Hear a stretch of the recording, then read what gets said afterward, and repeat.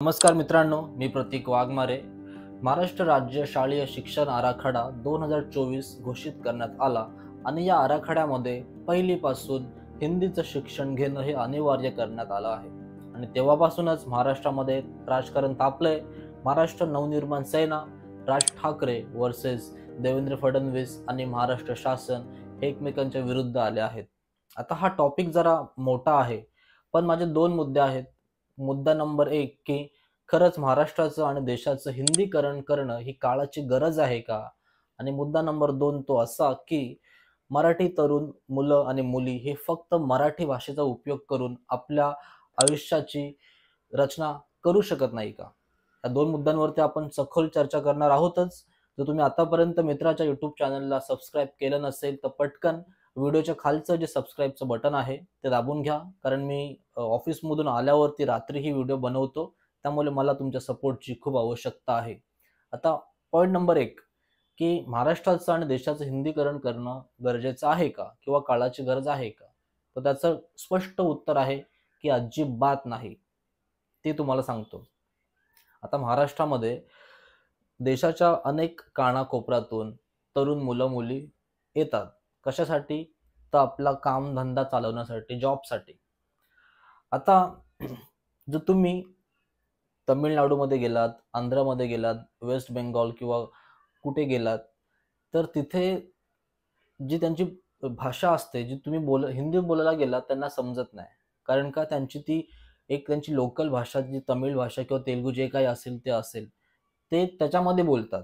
तर ते त्यांना जर आपल्याला ते येत नसेल, तर आपण इंग्लिश बोललो तर त्यांना ते समजतं.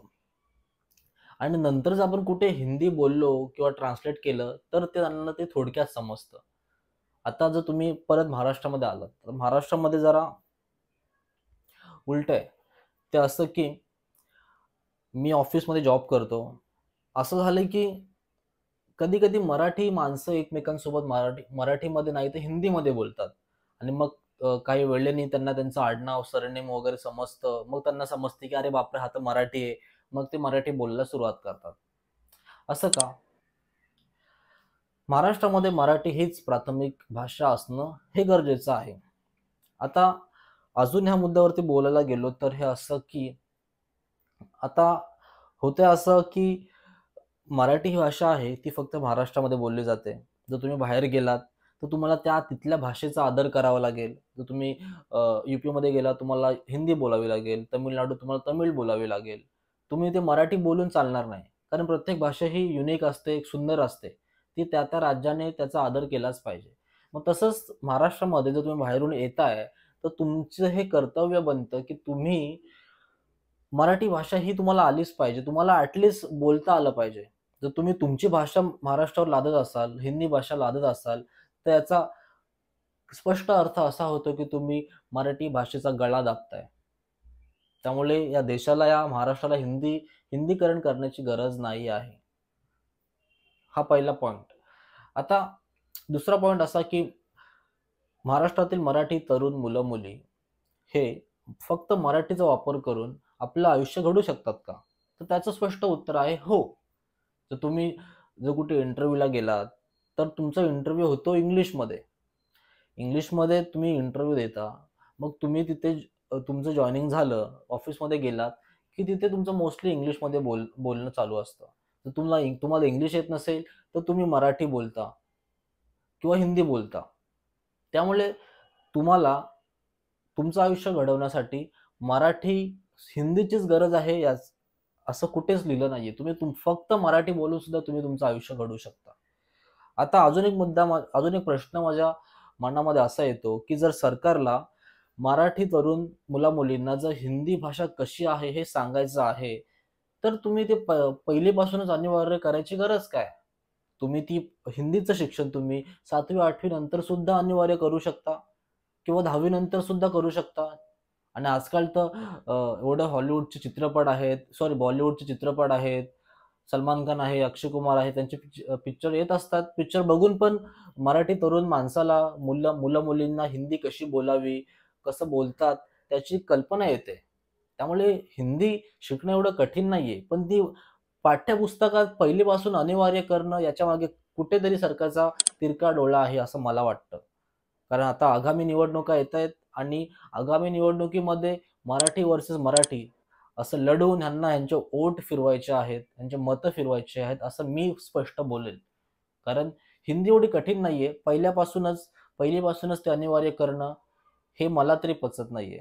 जर तुमच्यामध्ये जर एवढीच हिंमत आहे, की तुम्हाला मराठी तरुण मुलं-मुलींची एवढीच काळजी आहे, तुम्हाला त्यांचं स्कोप वाढवायचा आहे, म्हणून तुम्ही पहिलीपासून अनिवार्य करता. तर तुम्ही तुमची एवढीच हिंमत आहे कारण महाराष्ट्रामध्ये देवेंद्र फडणवीस आहेत, केंद्रामध्ये अमित शहा, नरेंद्र मोदी आहेत. तुम्ही तुम्ही तुम्ही तुमचा हाच प्रयत्न तामिळनाडूमध्ये करून दाखवा, आंध्रमध्ये करून दाखवा. तिथे तुम्ही पाठ्यपुस्तकामध्ये पहिलीपासून हिंदी भाषा अनिवार्य करून दाखवा. तर तुम्हाला मानतो मी. तुम्ही तिकडे तसं केलं तर तामिळनाडू, आंध्रची सरकार पेटून उठेल. ते त्यांच्या भाषेसाठी पेटून उठतील. पण तसं दुर्दैवाने महाराष्ट्रामध्ये होत नाहीये. महाराष्ट्रामध्ये एकदम स्पष्टरित्या खुल्लम-खुल्ला हिंदी लँग्वेजचं हिंदीकरण महाराष्ट्रामध्ये केलं जातंय आणि सरकार त्याला पाठिंबा देतो याच्यापेक्षा मोठी दुर्दैवी गोष्ट या महाराष्ट्राला कधीच लाभली नव्हती. परत सांगेल, हिंदी बोलणं कठीण नाहीये, पण अनिवार्य करणं हे चुकीचं आहे. त्यामुळे राज ठाकरेंनी जे त्यांचं ट्विट केलंय, की हिंदीकरण करणे कदापि खपवून घेतलं जाणार नाही.